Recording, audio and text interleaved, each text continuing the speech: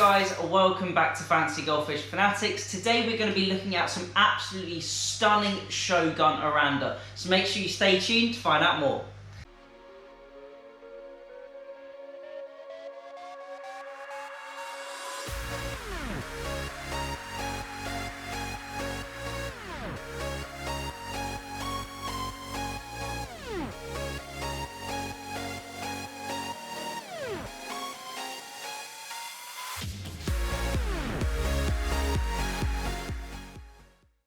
Hey Fanatics family, welcome back. As always, check out those links in the description. Make sure you check out Star Fisheries and Jimmy Goldfish USA.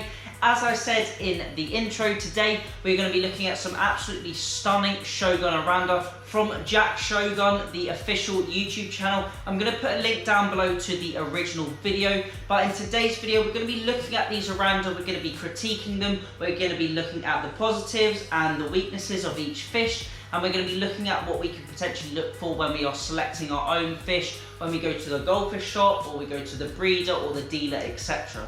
So I'm going to get the video on the screen now like usual. We're going to have a look at these absolutely stunning fish and check them out, and believe me, there are some absolutely beautiful Oranda on the screen today, and I absolutely love Shogun Oranda. They are one of, if not the best Oranda that you can get in the world. They are absolutely stunning, and they're basically like a designer fish, essentially. Like your Gucci's or your Armani's, this fish is an absolutely superb collectible fish. So without further ado, let's get them on the screen and let's check them out. So as I mentioned, this video is originally been produced by the Jack Shogun YouTube channel. As you can see, they have an absolutely huge farm, and I believe Shogun has many farms across Thailand. As you'll be able to see, there are many concrete ponds. These are nice and shallow for the fish, because we know that fancy goldfish, especially super high quality fish, prefer slightly shallower water, as the deeper water can have some problems with their swimming pattern and buoyancy as well.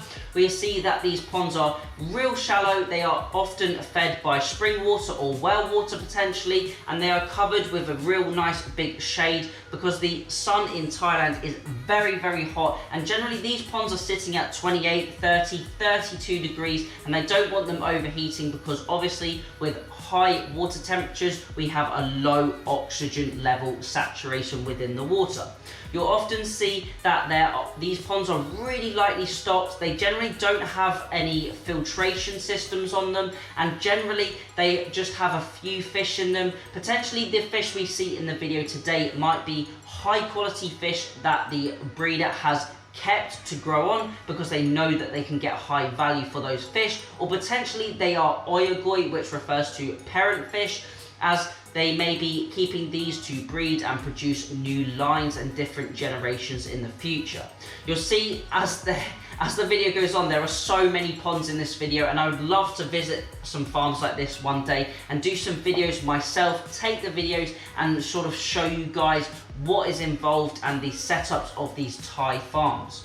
You'll notice that there will be an overflow and there will be an inflow into these ponds. Generally, there is fresh water being pumped into these ponds all the time, and a lot of the ponds will have air stones on to make sure that the oxygen level within the water is kept at an optimum rate, especially if these fish are being placed in these ponds for breeding. We will see some really high quality fish in this video, so make sure to keep an eye out. First up, what looks like a really nice red or orange Oranda. Sorry, the pitch quality isn't the best on the video. I did my best to take it and try and make it as good as possible for the viewers, but as you can see, there are 4 or 5 fish in those ponds, and they look to be around 2.5 meters by 2.5 meters, and then potentially around 30 centimeter of depth.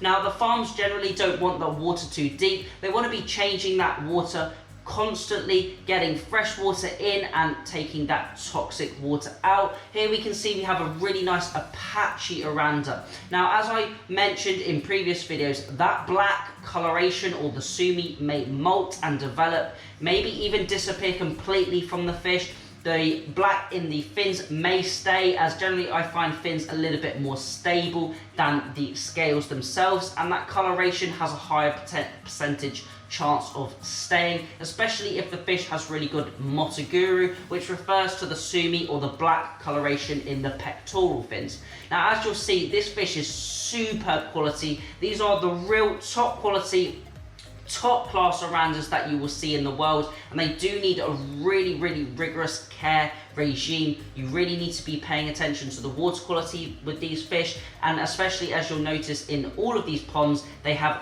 real low stocking density volumes compared to the numbers of fish within them.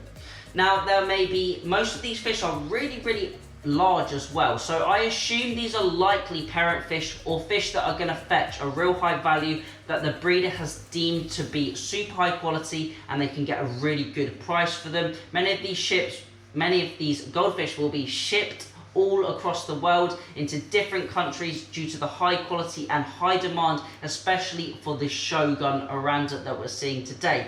Here we can see what looks to be a red and white Oranda, potentially a Sakura Oranda. You'll notice on the Shogun fish, they have a real strong high hump above the head, real big wen growth and real big tummy. Now, this Oranda has been developed from the general Oranda line that you'll see in most pet shops, most fish shops that you'll visit, and these fish have been bred for the certain features, like the real large tummies, the real nice rose tails or the orchid tails dependent on the line. You'll notice they have a really nice dorsal fin at the top and that real thick wen upon the thick set of shoulders of the fish as well. This black, potentially turning orange Oranda sort of looks a little bit like a Yumbao, but believe me, this is definitely an Oranda and it hasn't been crossed with the Yumbao bloodline or the Yumbao breed. We can see that the fish has real good wen development on the cheeks and the chin area, which shows in a real high quality fish. The caudal fin and the dorsal fin are really nicely in with scale of the fish's body, and everything on this fish just screams perfection. I can't really see any faults that this fish has. This fish is of super high quality, real short body to it as well, and often the trends are picking up about the short bodied fish. People are starting to slightly prefer the smaller short bodied fish, short caudal fins and short dorsal fins as well. Although they may come with their own set of issues like swim bladder or buoyancy issues, they do have a real presence to them and they do look absolutely awesome in the aquarium environment. We can see now we've got another Apache. You'll notice again the real deep body, really nice round belly to this fish, good wen development. Generally, you have really small pectoral fins, and you'll have to make sure when selecting a fish of this high quality that has a really nice swimming pattern to it. Often we'll find the really large fish, they have really small pectoral fins, and now as the breeding goes on, they have really short caudal fins as well. So you need to make sure the fish has a nice grace to it, has a really nice swimming pattern, and isn't too sort of clunky or slow moving in the water. Although these fish aren't going to be nearly as quick as their common cousins, the standard common goldfish, these fish still need to have a nice swimming pattern and look presentable within the aquarium, not look too clumsy. So we're coming to the end of the footage now. Another super high quality, I'd say potential tricolour Oranda, and another black or silver Oranda at the end, and that is the wrap up of this visit at the Shogun farm. So thank you all for watching. Hopefully you enjoyed seeing those absolutely amazing fish we had on the video today. If you like this style of video, then let me know down in the comment section below, and I can do some more videos like this, maybe focusing on some other varieties. If you have a link of a goldfish video that you want me to watch or react to, or potentially even rate, then put a little link down below and I can do my best to get that video on the channel for you. If you want to have your goldfish set up or your fish in general featured on the channel, we've got a Rate My Tank series or a tank tour series. If you want to find a little bit more information, then you can leave a comment down below, or you can pop me an email at fancygoldfishfanatics@gmail.com. So that is the end of the video. Hopefully you enjoyed it. Make sure to give it a like. As always, thank you all for watching. Remember to keep those water changes up, and happy fish keeping.